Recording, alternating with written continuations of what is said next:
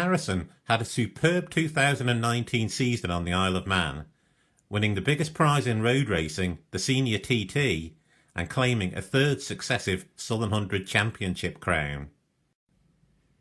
Dean has been back on the island for the Southern 100 press launch and dinner and was able to take a first look at his 2020 TT machine.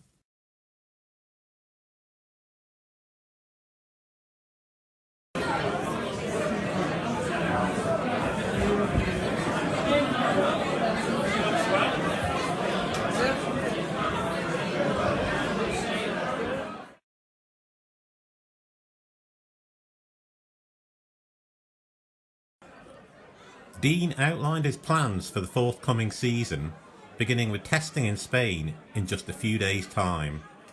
He then has a packed programme of road and short circuit races, including a number of British Championship meetings prior to the TT.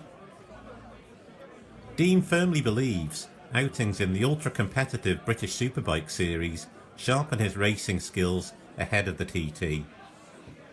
Dean was also enthusiastic in his praise of the Southern 100 meeting and pledged to try to beat Ian Locker's impressive tally of 33 victories at this popular event.